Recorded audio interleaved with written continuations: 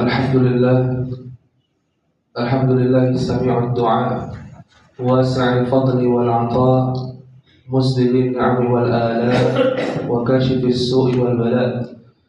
Asyhadu an la ilaha illallah wahdahu la syarika lah, wa asyhadu anna Muhammadan 'abduhu wa rasuluh, la nabiyya wa la rasula ba'dah. Allahumma salli wa sallim wa barik ala nabiyyina Muhammadin wa ala alihi wa sahbihi ajma'in, amma ba'd. Alhamdulillah, segala puji bagi Allah Subhanahu wa ta'ala yang memberikan kepada kita semua kesempatan untuk meningkatkan amal saleh. Salah satunya yaitu salat subuh secara berjamaah.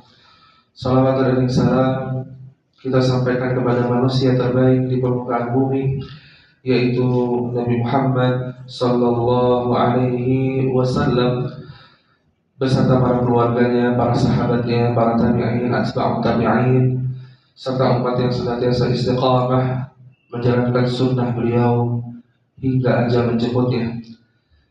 Hadirin bapak-bapak jamaah Masjid Al-Khairat yang dirahmati oleh Allah Subhanahu wa ta'ala, di kesempatan kultum kali ini kita akan sama-sama mendalami tentang bagaimana orang-orang yang amalnya sangat amat banyak akan tetapi ia merugi di akhirat, karena Allah mengingkari amal yang ia lakukan, atau dalam bahasa lain merugi.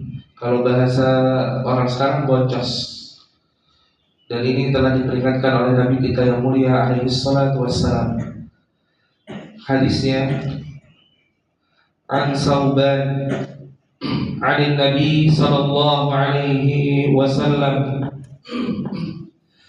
annahu qala la a'lamanna aqwaman min ummati ya'tuna yawmal qiyamati bihasanatin amthali jibali tihama biyadan فيجعلها الله عز وجل هباء منثورا.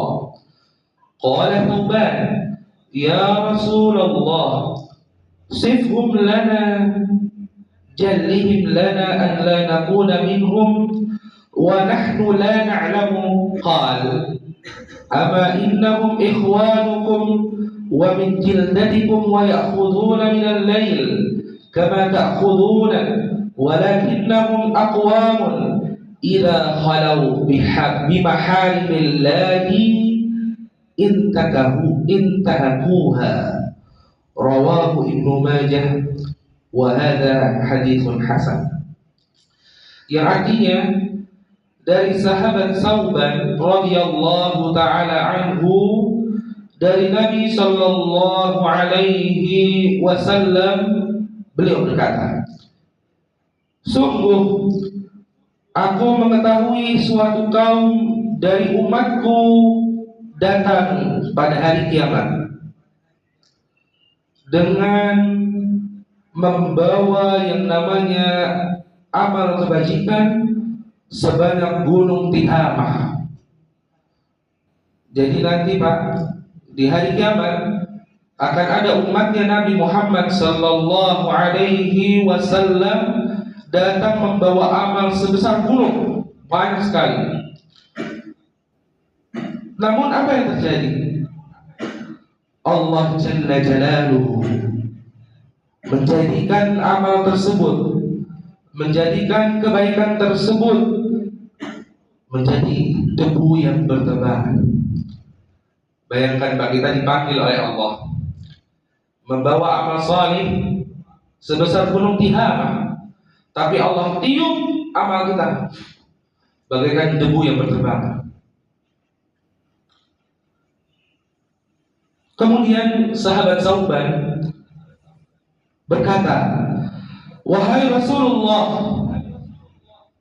tolong sebutkan sifat-sifat mereka pada kami, agar kami tidak menjadi seperti mereka, sedangkan kami di sini adalah para sahabat tidak mengetahui sifat orang-orang yang amalnya dihancurkan oleh Allah, ditiup oleh Allah menjadi debu yang berterbangan. Maka Rasulullah Shallallahu Alaihi Wasallam beliau bersabda, mereka adalah saudara kalian. Maksudnya adalah orang-orang yang beriman, kaum muslimin. Kulit mereka sama dengan kulit kalian. Mereka menghidupkan malam dengan ibadah, dengan sholat, dengan istighfar, dengan membaca Al-Quran, dengan berzikir kepada Allah, dengan memohon ampun kepada Allah. Akan tetapi mereka adalah kaum yang ketika sendiri tidak ada yang melihat. Yang melihat hanyalah Allah Subhanahu wa ta'ala. Mereka robek tirai atau penghalang untuk bermaksiat kepada Allah Subhanahu wa ta'ala. Hadis ini riwayat Imam Ibnu Majah, dan Al-Hafidz Abu Thahir mengatakan bahwa sanad hadis ini hasan. Akan tetapi Pak, yang namanya dosa itu pasti diampuni oleh Allah Subhanahu wa ta'ala.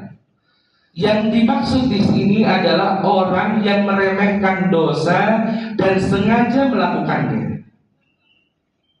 Oleh karena itu di Al-Quran, innal hasanati yudhibunas sayyi'at. Sesungguhnya kebaikan itu menghapus yang namanya kesalahan-kesalahan, dosa-dosa. Akan tetapi apabila seorang mukmin dia tahu bahwa perkara itu haram, perkara itu dosa, misal Pak, yang namanya sogok menyogok itu adalah perbuatan yang haram. Dia tahu itu haram, tapi dia terima duit tersebut. Ini bisa terjatuh kepada dosa yang tadi, bisa gugur amal saleh. Oleh karena itu para ulama mengatakan bahwa yang dimaksud hadis tadi adalah orang yang tahu bahwa perkara itu haram, perkara itu dosa, namun dia remehkan dan dia kerjakan. Maka ini menghancurkan amal salehnya. Dan para ulama berkata, indikasi bahwa suatu perbuatan itu dosa adalah dia malu mengerjakannya di hadapan umum, atau hatinya minimal gelisah. Oleh karena itu Pak, terakhir di hadis yang lain yang diriwayatkan oleh sahabat Abu Hurairah radhiyallahu taala anhu, beliau pernah mendengar Rasulullah sallallahu alaihi wasallam bersabda, kullu ummati mu'afan illa al-mujahirin. Setiap umatku akan yang namanya dimaafkan, diampuni oleh Allah, kecuali orang-orang yang terang-terangan bermaksiat, al-muhajirin, muhajir. Wa inna minal majanati anna ya'mal ar-rajul bil-laili 'amalan, yaitu seseorang yang telah berbuat dosa di malam hari, summa yusbiha wa qad satarahu Allah, lantas di pagi harinya ia berkata, fayaqul ya fulan amiltul barihata kada wa kada. Jadi dia malam sudah bermaksiat Pak, namun di pagi harinya ia cerita kepada orang-orang seolah-olah dirinya bangga, saya semalam melihat hal-hal yang diharamkan oleh Allah. Ini yang disebut dengan muhajir, kada wa kada. Wa qad bata yasturuhu rabbuhu wa yusbihu yakshifu sitrallah anhu. Pada malam harinya Allah telah menutup aibnya, namun di pagi harinya ia membuka aib yang telah Allah tutup. Hadis ini diriwayatkan oleh Imam Bukhari dan Imam Muslim, nomor hadis 6069 dan nomor hadis 2990. Oleh karena itu Pak, yang namanya anak Adam pasti berpotensi melakukan kemaksiatan. Akan tetapi kalau kita telah melakukan perbuatan dosa, jangan pernah diceritakan ke orang lain. Orang-orang yang pernah melakukan maksiat kemudian bertaubat dan dia hijrah, dia melakukan amal saleh, tutup yang namanya perbuatan dosa itu, tidak perlu orang tahu. Kuncinya di situ. Karena kalau kita menceritakan dosa masa lalu kita Pak, sama dengan kita berbangga dengan dosa tersebut. Hajir. Maka seorang dai, seorang ustaz, kalau dia melakukan maksiat, tidak sengaja bermaksiat kepada Allah, tutup, tidak perlu diceritakan kepada jamaah. Dan yang pasti, kalau kita mengaku mukmin yang taat kepada Allah, hindari perbuatan dosa semaksimal mungkin, semaksimal mungkin. Jangan pernah yang namanya meremehkan dari yang namanya perbuatan dosa. Karena innamal a'malu bil khawatim. Sesungguhnya yang namanya amal saleh itu dilihat di akhirnya. Dan Allah akan mewafatkan kita sesuai dengan kebiasaan kita. Kalau kebiasaan kita melakukan yang namanya kebajikan, maka kita wafat di atas hal itu. Akan tetapi, apabila kita senantiasa bermaksiat, maka kita akan diwafatkan dalam kondisi maksiat tersebut. Semoga Allah Subhanahu wa Ta'ala menjaga kita semua dari yang namanya su'ul khatimah, dan Allah Ta'ala memberikan kepada kita wafat dalam kondisi husnul khatimah. Wallahu a'lam bishawab. Ini saja yang bisa saya sampaikan, kurang dan lebihnya mohon dimaafkan. Apabila terdapat kebenaran, itu datangnya dari Allah Subhanahu wa Ta'ala, dan apabila terdapat kesalahan, itu dari kebodohan saya pribadi dan dari syaitan. Untuk kesempurnaan majelis, kita tutup dengan doa kafaratul majelis. Subhanakallahumma wa bihamdika, asyhadu an la ilaha illa anta, astaghfiruka wa atubu ilaik. Bila taufiq wal hidayah. Wassalamualaikum warahmatullahi wabarakatuh.